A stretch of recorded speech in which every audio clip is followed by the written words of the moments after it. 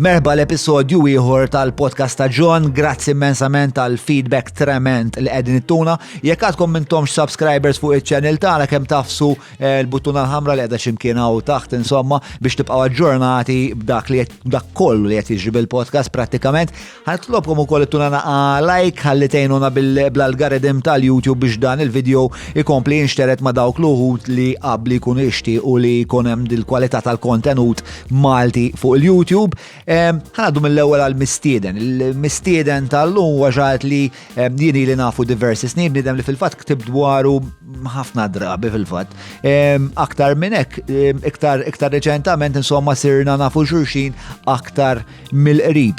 Fil-fema tiegħi dan il-persuna jgħix ħajja imtaqla bl-inġustizzja, naħseb huwa fil-fatt statement pjuttost oġġettiv dak. Qed nitkellem dwar Nehls. Mason ta' 16-il sena ġie arrestat, illum għandu 28 sena, 12-il sena wara u għadu qed jistenna biex il-każ jinqata'. Ġifieri dan il-proxmu għamel bejn is-16 u 28, 12-il sena dik it-tranzizzjoni bejn tifel għal raġel jistenna biex jara eżatt se jsir minn ħajtu. Fil-fema tiegħi din hija sfortuna tremenda.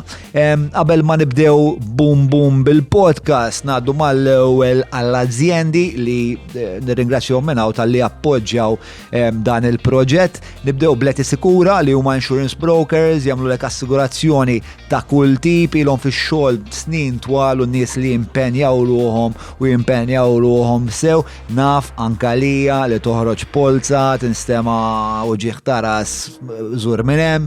Pero sera rasek li meta jkollok bżonna dik il-polza u ma jkollokx, jaf ikollok naħes il-bro, anzi probabli nistqar ngħid li l-uġieħ taras kun ferm ikbar. Għal daqstant qed isikura.com. Sieħ bid-Derek Meets 99866425. Ħabib tiegħi Andrew ġibilkom il-laħam fuq l-adba tad-dar fi żmien 48 sija. Il-familja ta' Derek, familja li naf dik is-saħħa 20 sena, nies diligenti, nies li huma sinċira, u jekk għal daqstan tixtiequ laħam ta' kwalità u kwalità biss, Derek Meets huma l-għażla għalikom. Li cabs li huma l-irħas fis-suq kif ukoll jaslu fejnek fl-inqas ħin, naf għax nużhom ħafna, naf ukoll għax markadu kif merini.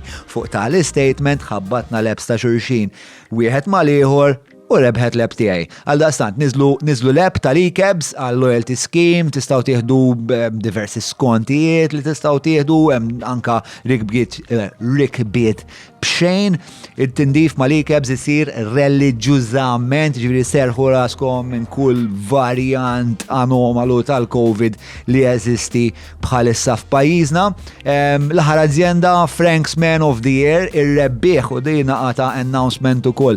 Ir-rebbieħ se jitħabbar fuq dan il-podcast nhar il-ħamis 8 April fit-8:30 ta' filgħaxija. Ovvjament l-ikla li kellna f'moħħna jiena u sieħbi Andrew bris dar merħba bik ma tistax issir għal raġunijiet ovvji speċi għal daqstant, però jekk tixtiequ xorta tgħinu lid-dar merħba bik li din hija xi ħaġa li jien ovvjament nirrakkomanda, kemm tmorru fuq franks.com.mt u dakinhar li aħna nkun qed inxandru l-podcast iwaslulkom ukoll ikla 3-course meal id-dar mingħand il-Fenixja li anka ħanabbinawlkom xi whiskies ma' kull kors. Kors bil-Malti ma nafx x'inhi jekk hemm xi ħadd li jistgħu minn merħba bik, bħaddar merħba bik, vera mhux ċajta fani, ma nafx għal-fejata, franks.com.mt. Insomma, biżejjed paroli, ngħaddu mal-ewwel għall-episodju li jmiss tal-podcast ta' Jon.